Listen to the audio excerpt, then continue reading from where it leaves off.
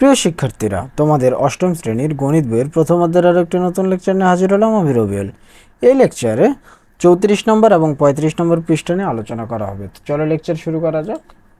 তো দেখো 34 নম্বর পেজে আছে যে অমূলদ সংখ্যার খোঁজে। তো আমরা একটু পড়ে দেখি যে এবার ধরো তোমাকে একটা বর্গাকার বাগান করতে দেওয়া হলো, যার ক্ষেত্রফল হলো 15 বর্গ একক। তাহলে বলো তো তোমার বাগানের দৈর্ঘ্য কত হবে? তোমার বাগানের দৈর্ঘ্য কত হবে অবশ্যই তুমি বলবে দৈর্ঘ্য √15 একক। এখন প্রশ্ন হলো √15 কি মূলদ সংখ্যা? অর্থাৎ √15 কি p/q আকারে প্রকাশ করা যায়? অর্থাৎ মূলদ সংখ্যা কোনগুলা? মূলদ সংখ্যা আগে ধারণা দিই। যে সকল সংখ্যাকে p/q আকারে প্রকাশ করা হয় এই সংখ্যাগুলোকে বলা হয় মূলত মূলদ সংখ্যা।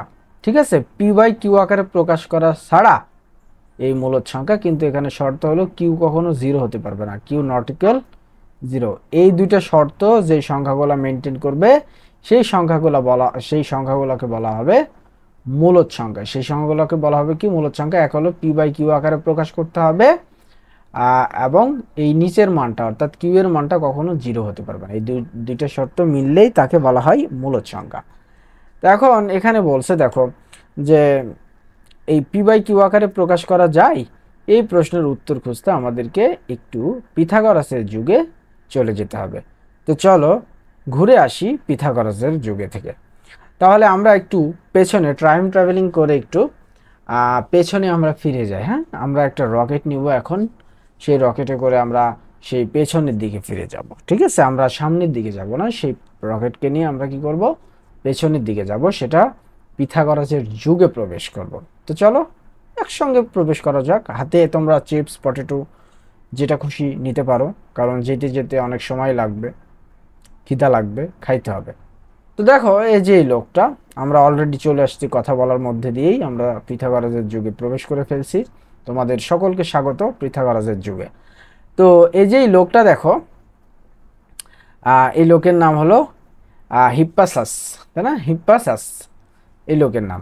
এখন বলছে দেখো, গ্রিসের গণিতবিদ পিথাগোরাসের অনুসারী হিপ্পাসাসের মাথায় একদিন প্রশ্ন জাগে যে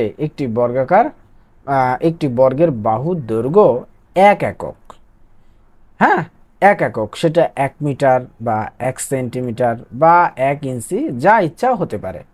হলে সেই বর্গের কর্ণের দৈর্ঘ্য কত একক? সেই বর্গের কর্ণের দৈর্ঘ্য কত একক?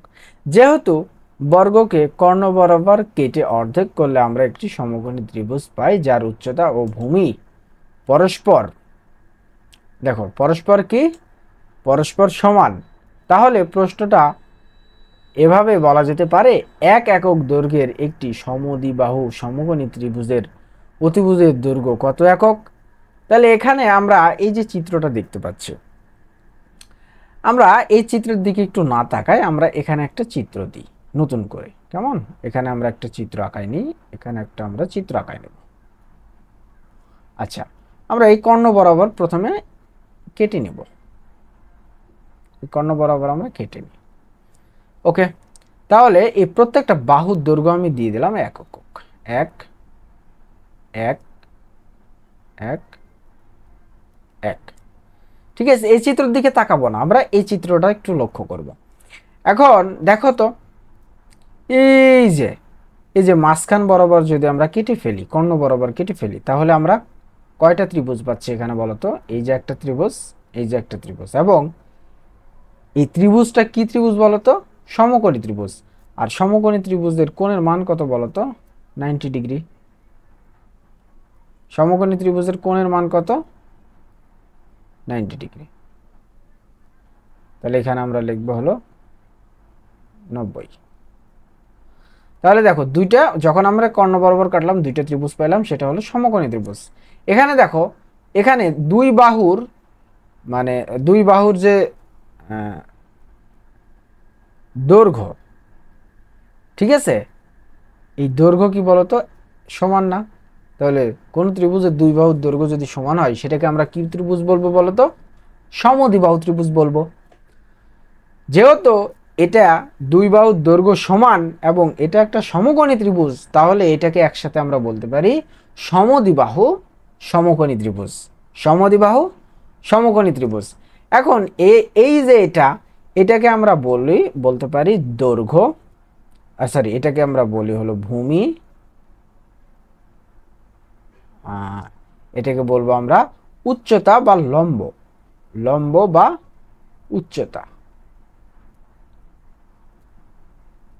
ঠিক আছে। আর এই যে এটাকে বলবো আমরা কি বলতো, এই যে এই অংশটুকুকে বলবো আমরা অতিভুজ।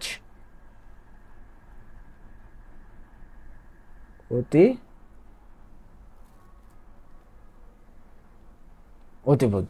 তাহলে এই অংশটাকে বলবো অতিভুজ। এখন এই অতিভুজে দেখো, এই ভূমির মান দেওয়া আছে, লম্বর মান দেওয়া আছে, অতিভুজের মান নাই। এখানে আবার দেখো ভূমির মান দেওয়া আছে, এখানে লম্বর মান দেওয়া আছে, কিন্তু এখানেও কিন্তু অতিভুজের মান নাই।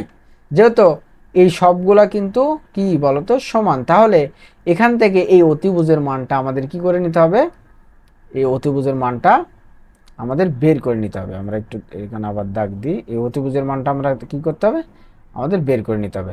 এই অতিভুজের মান বের করার জন্য আমাদের একটা সূত্র মানে জানতে হবে। দাঁড়াও, এটা আমি একটু মুছে দিই। আচ্ছা, তাহলে এই অতিভুজের মান বের করার জন্য আমাদের একটা কি লাগবে, সূত্র লাগবে। ঠিক আছে।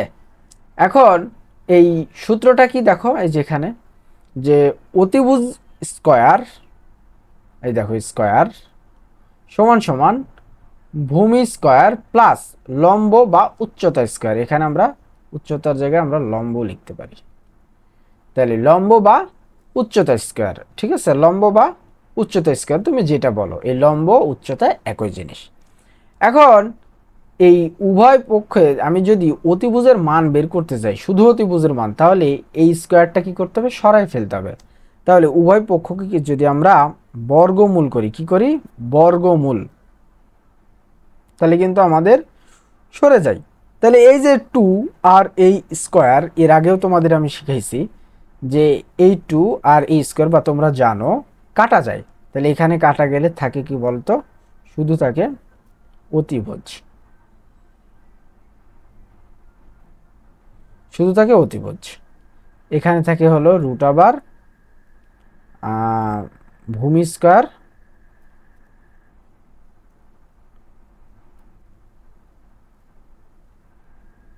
যোগ লম্ব স্কয়ার। তাহলে এই ভূমির মান কত, 1 স্কয়ার, লম্বর মান কত, 1 স্কয়ার। তাহলে এখানে আলটিমেটলি 1 এর উপর স্কয়ার মানে 1, 1 এর উপর স্কয়ার মানে 1, তাহলে এখানে থাকে 2। তাহলে অতিভুজের মান কত, রুট ওভার 2। তাহলে আমরা এখানে লিখে দিতে পারি অতিভুজের মান রুট ওভার 2। এই যে এই সমকোণী ত্রিভুজের অতিভুজের মান রুট ওভার 2, আবার এই সমকোণী ত্রিভুজের অতিভুজের মান কিন্তু রুট ওভার 2, কারণ দুইটা সমকোণী ত্রিভুজের দৈর্ঘ্য কিন্তু এক। এই যে এই কথাই এখানে কিন্তু বলেছে।